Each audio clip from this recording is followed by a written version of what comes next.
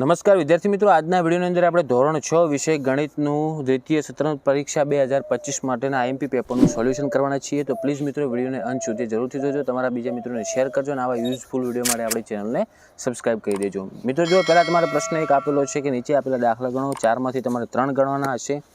તો આ રીતના તમારે પ્રશ્નો આવશે તો તમારે ખાસ તૈયાર કરવાના. આ રીતે તૈયાર કરી નાખજો. રકમ કોઈ બી અલગ હોઈ શકે છે કે 17/7 ને મિશ્ર અપૂર્ણાંકમાં સ્વરૂપમાં લખો. તો જુઓ 17/7 ને કઈ રીતનું મિશ્ર અપૂર્ણાંકમાં ફેરવી શકાય કે 2.3 સપ્તમાંશ. ઓકે, પછી બીજો એ રીતનો પ્રશ્ન છે કે 28 પંચમાંશને મિશ્ર અપૂર્ણાંક સ્વરૂપમાં લખો. તો એનું બનશે મિત્રો જવાબ 5.3 પંચમાંશ. કારણ કે એના માટે શું કરવાનું, તમારે 28ને 5 વડે ભાગવાના.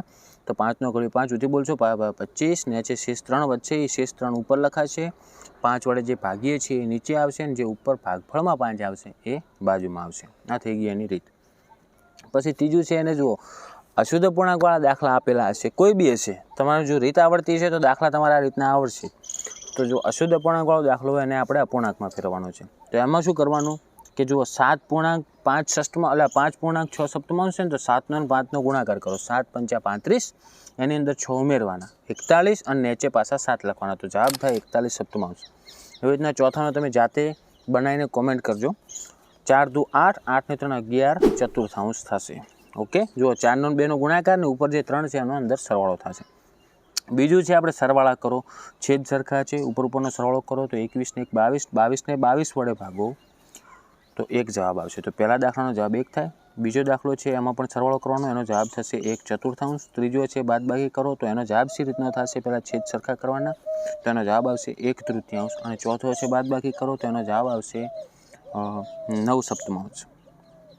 પછી આગળ જુઓ દાખલા ગણવાના આવશે આ રીતના.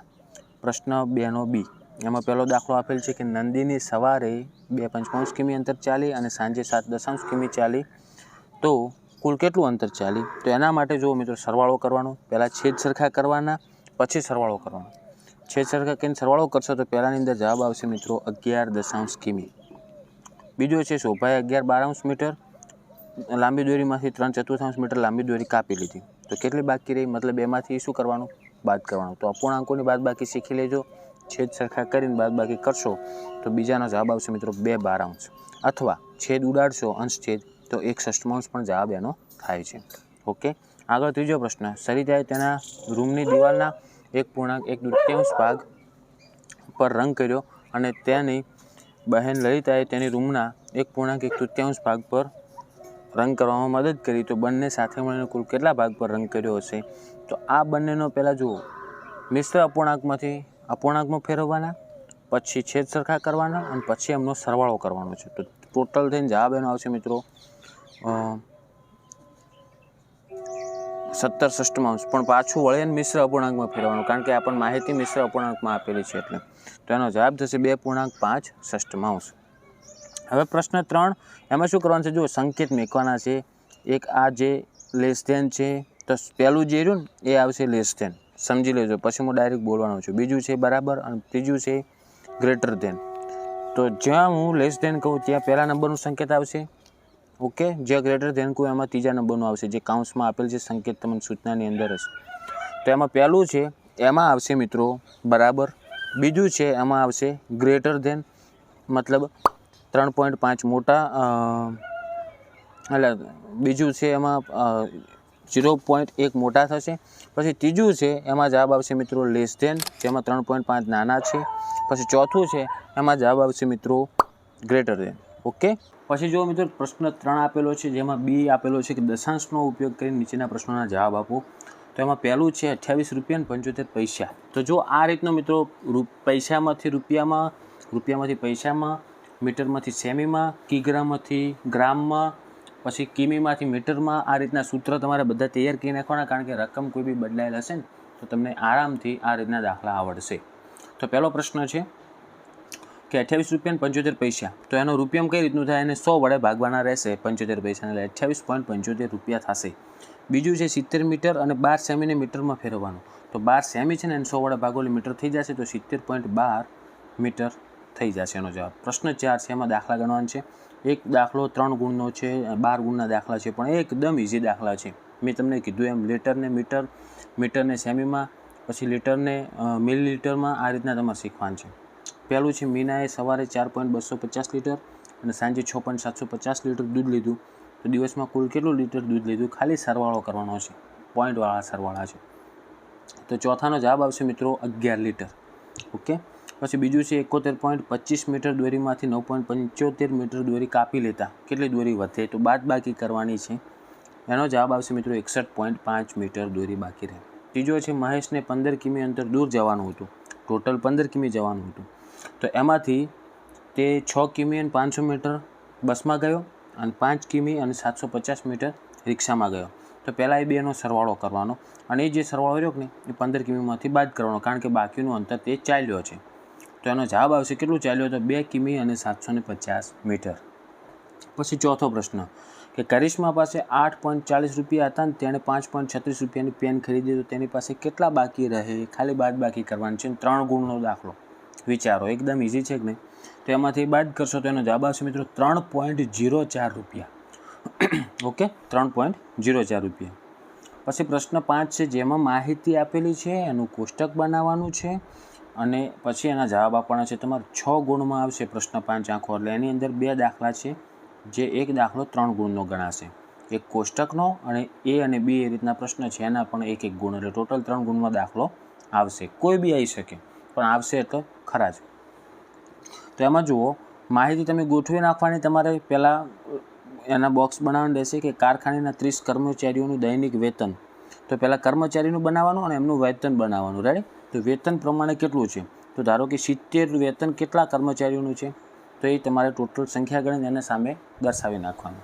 તો એવી રીતનો પહેલો પ્રશ્ન એ એમાં આપેલો છે, કયા પગાર ધોરણમાં કર્મચારીઓની સંખ્યા સૌથી વધારે છે? તો એમાં જવાબ આવશે મિત્રો 50. તો 50 એ સૌથી વધારે છે. આખા તમે કોષ્ટકમાં સંખ્યા જોશો ને તો 50 સૌથી વધારે વખત આવશે. બીજું છે ₹70 દૈનિક પગાર કેટલા કર્મચારીઓને મળે છે? તો 70 2 જ છે આખા માહિતીમાં, તમે ગણી શકો છો. પછી બીજો પ્રશ્ન આ રીતનો કે એક શાળાની 30 છોકરીઓને મહેંદી મૂકવાની હરીફાઈમાં ભાગ લીધો હતો. મહેંદીની ડિઝાઇન પરથી એને A, B, C, D અને E એમ 5 ગ્રેડ આપવામાં આવ્યા. તો આપણે લખવાનું છોકરીઓની સંખ્યા અને ગ્રેડ મળેલી સંખ્યા. ઓકે. પછી તમે ગણશો કે A ગ્રેડ, તો જેટલી છોકરીઓને A ગ્રેડ મળ્યો હોય એની સંખ્યા તમારે લખી નાખવાની. તો જુઓ, પહેલું આપેલ છે એમાં સૌથી ઓછી છોકરીઓને કયો ગ્રેડ મળ્યો છે? પહેલો પ્રશ્ન આપણે એ રીતનો છે. તો એનો જવાબ થાય મિત્રો A ગ્રેડ એ સૌથી ઓછી જવાબ મળેલો, એટલે સૌથી ઓછો ગ્રેડ મળેલો છે. અને બીજો છે કયો ગ્રેડ છોકરીઓની સરખી સંખ્યાને મળ્યો છે? તો E ગ્રેડ રહ્યો ને એ સરખી સંખ્યામાં મળ્યો છે. ઓકે.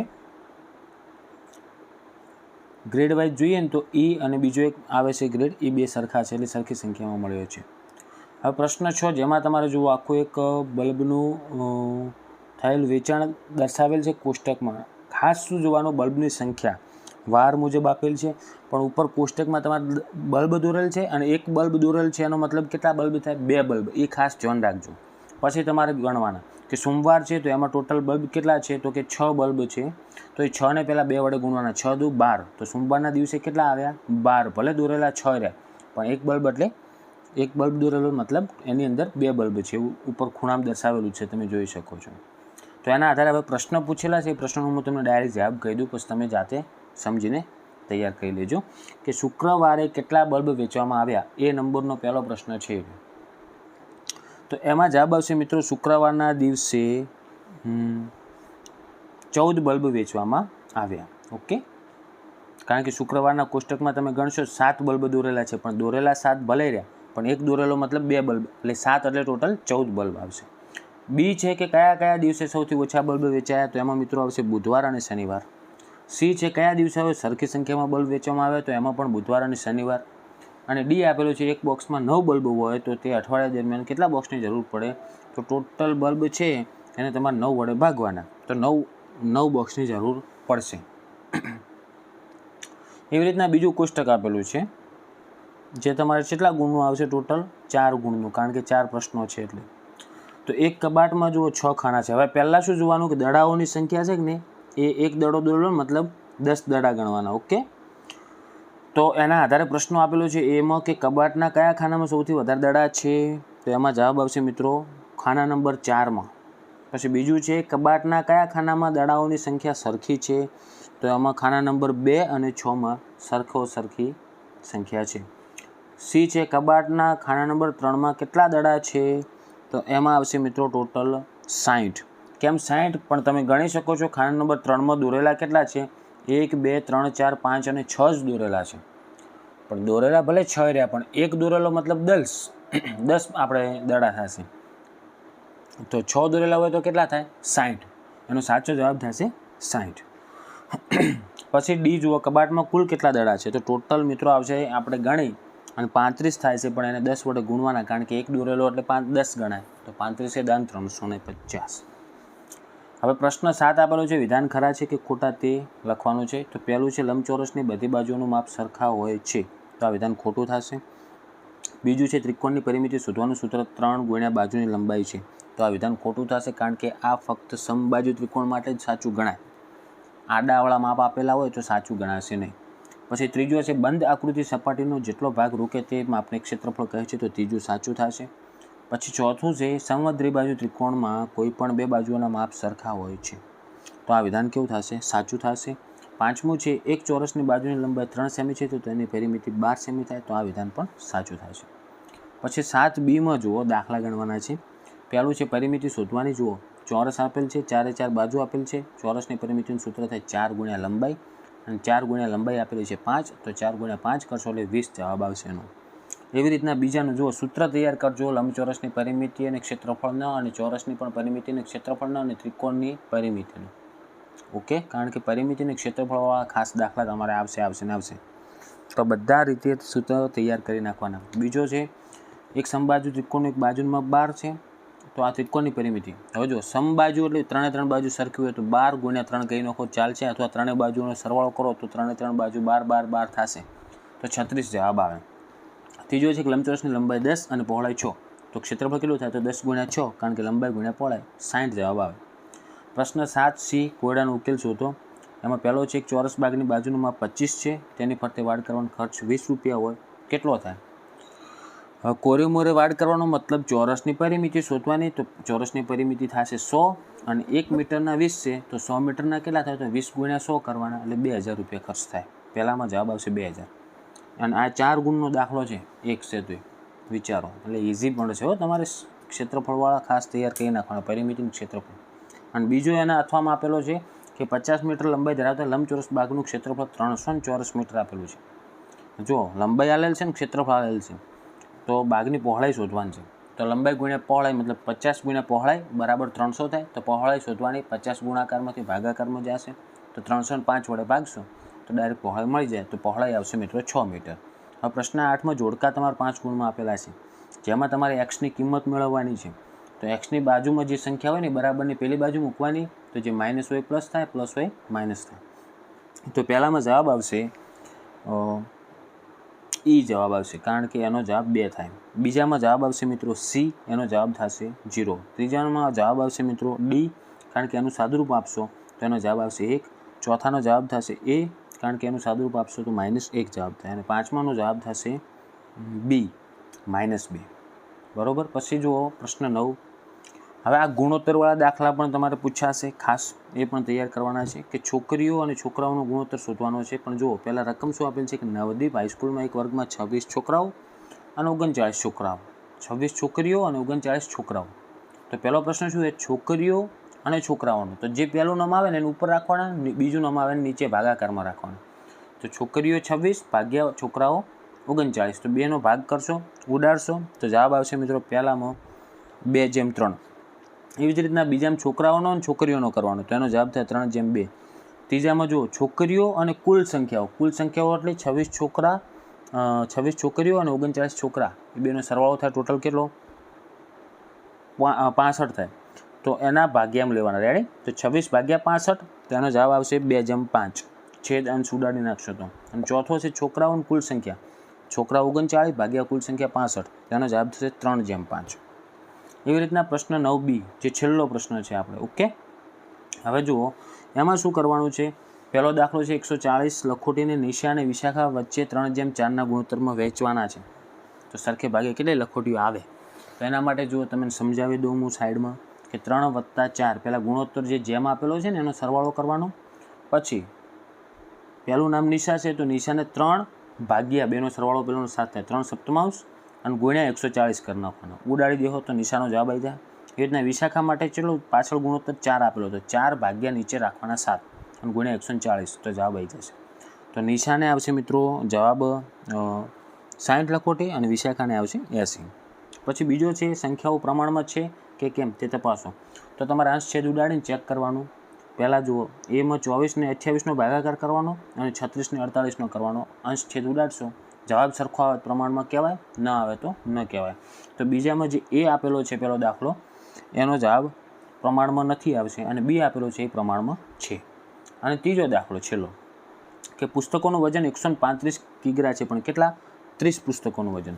તો 24 પુસ્તકોનું વજન કેટલું થાય? તો પહેલાં આપણે એક પુસ્તકનું વજન શોધવા માટે 135ને 30 વડે ભાગી દેવાના અને જે જવાબ આવે એને 24 વડે ગુણી નાખવાના. તો તમારો જવાબ આવશે મિત્રો 108 કિગ્રા. ચાલો, તો મિત્રો આ હતું આપણે ધોરણ 6 વિષય ગણિતનું મોસ્ટ આઈએમપી પેપર 2025 દ્વિતીય પરીક્ષા માટે.